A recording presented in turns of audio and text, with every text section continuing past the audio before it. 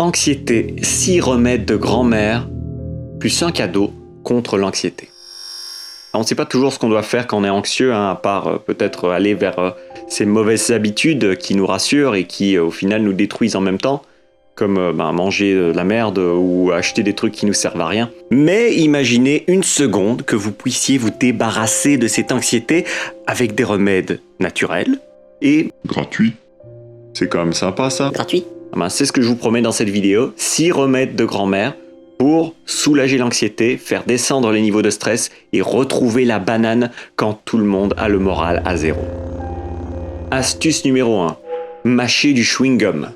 Une étude de l'université de Swinburne à Melbourne, Australie, a découvert que les gens qui mâchent de la gomme ont des niveaux de stress bien plus bas que les autres, tout en étant plus alertes et plus efficaces quand ils font plusieurs choses à la fois. Donc si vous êtes du genre à non seulement faire plusieurs choses à la fois, mais du style anxieux, c'est peut-être intéressant d'aller chercher un petit chewing-gum, de le mettre dans votre bouche et de mâcher comme une vache qui mâche de la pelouse. La raison scientifique derrière ça, c'est que le fait de mâcher améliore le flux sanguin dans le cerveau. C'est bon à savoir. Alors, petite recommandation sympa, si vous n'êtes pas très chewing-gum ou que vous n'avez pas envie de manger spécialement tous ces édulcorants et les avaler parce que c'est un petit peu de la merde, je vous conseille de prendre simplement la résine d'une grille de miel. Trouvez quelqu'un qui vend une grille de miel dans un magasin bio, je sais pas, tout près de chez vous, et mangez-en la résine. C'est un excellent moyen de stimuler le flux sanguin de votre cerveau tout en ingérant un aliment qui est pour moi un aliment miracle, c'est le miel cru. Donc grille de miel ou alors chewing-gum, ça marche aussi. Remède numéro 2. Tenez un journal. Le psychologue L. Kevin Chapman, PhD, explique que quand on est anxieux, notre cerveau a tendance à baigner dans des pensées négatives qui ne font malheureusement qu'accroître notre détresse. Comment est-ce qu'on sort de cette boucle de pensées négatives ? C'est très simple. Vous avez juste à écrire ce que vous ressentez sur un bout de papier. C'est tout.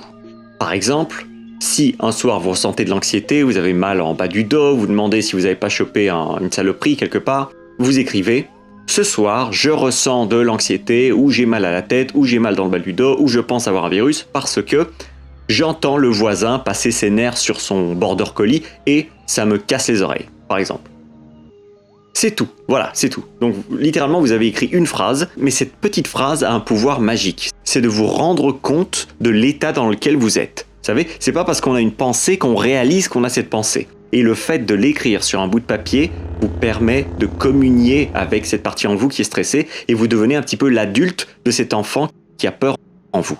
Donc, pas besoin d'écrire un nouveau Seigneur des Anneaux pour profiter immédiatement des effets calmants de l'écriture. En fait, c'est tellement efficace qu'une étude référencée dans la description de cette vidéo avance que les patients hospitalisés qui mettent leurs émotions négatives sur papier pendant leur établissement guérissent jusqu'à 75% plus vite de leurs blessures que ceux qui ne font pas cet exercice. Donc si ça marche pour un tibia fracturé, je vous laisse imaginer ce que ça fait sur une simple crise d'angoisse. Remède numéro 3. Respirer.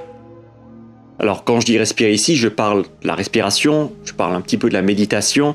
Il y a beaucoup de la méditation qui est orientée sur le fait d'abord de se mettre dans un état d'induction qui nous permet de trouver notre équilibre, donc ça passe par la respiration. Bref, le docteur Elizabeth Hodge du département de psychiatrie de la Harvard Medical School insiste que la méditation est l'activité idéale pour réduire l'anxiété, à la fois sur le court terme et sur le long terme. La bonne nouvelle, c'est que quelques minutes de pratique quotidienne suffisent pour réduire les niveaux de stress dans votre corps. Donc si méditer vous intéresse mais vous ne savez pas par où commencer, cliquez sur le lien sous la vidéo. Vous y trouverez un lien vers une vidéo de cette même chaîne, donc vous n'allez pas aller très loin. C'est un exercice de respiration qui, en 5 minutes seulement, garantit de diminuer vos niveaux de stress. Je vous encourage à le faire vivement. Remède numéro 4, allez dormir tôt. Alors, je veux pas me faire le casse-noisette de la classe, mais aller dormir tôt, c'est un conseil que nous disaient peut-être nos parents quand on était petits, qui vaut encore toute la vie en fait, jusqu'à notre mort. Qui est que quand on va dormir tôt et qu'on se réveille tôt, le corps a tellement plus de facilité à gérer le stress.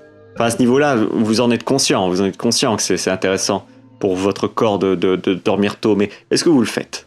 Parce que des chercheurs à l'Université de Californie à Berkeley ont observé que le manque de sommeil entraîne le même type de réaction dysfonctionnelle dans notre cerveau que celle des gens qui souffrent de graves problèmes mentaux.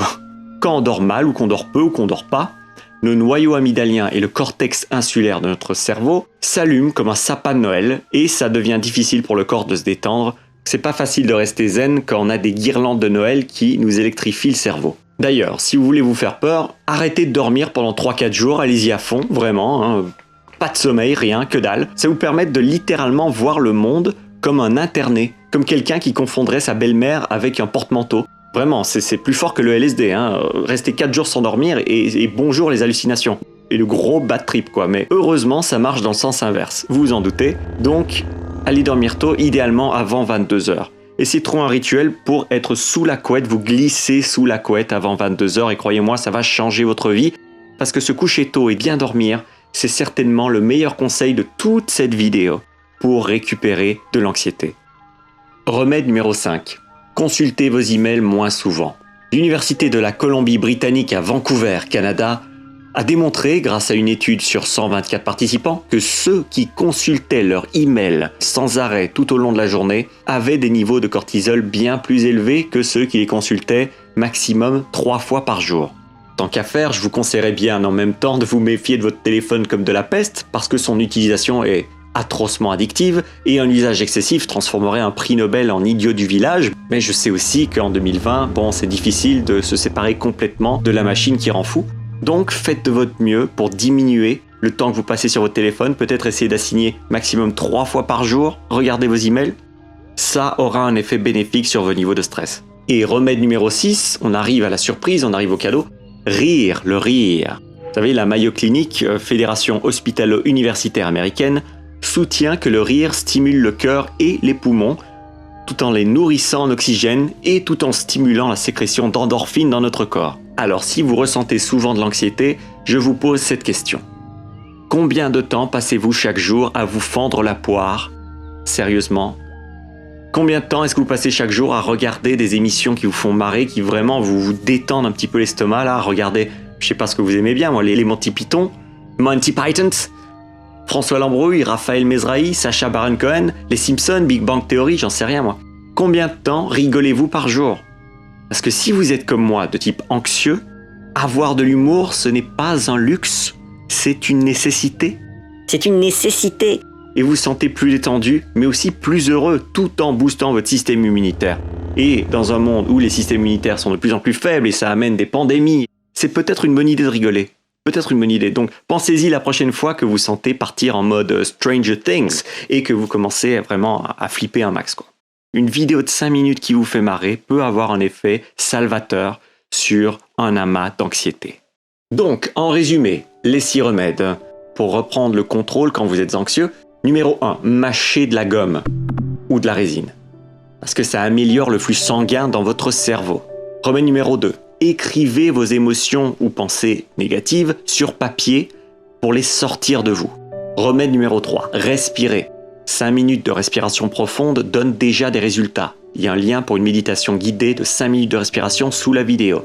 Remède numéro 4, extinction des feux à 22h. D'accord? Glissez-vous sous la couette avant 22h avec, le chant des baleines et laissez le marchand de sable faire son travail. Remède numéro 5, consultez moins vos emails. Juste essayez. Essayez de descendre à 3 fois par jour maximum. Reprenez le contrôle sur la machine qui transforme le cerveau en compote de pommes. Et remède numéro 6, fendez-vous la poire au moins 1 fois par jour. Ressortez ces vieilles vidéos qui vous faisaient délirer avant que la psychose pandémique ait touché le monde. Et en quelques minutes, vous reviendrez sur Terre et vous quitterez ce monde absolument horrible que nous dépeignent les médias. Maintenant, pour obtenir votre cadeau contre l'anxiété, il vous suffit de rejoindre la petite communauté privée de la chaîne. Il y a un lien sous la vidéo, c'est gratuit. C'est tout pour ce contenu. On se voit bientôt pour une autre vidéo. En attendant, prenez soin de votre cerveau. C'était Thierry Markovitch.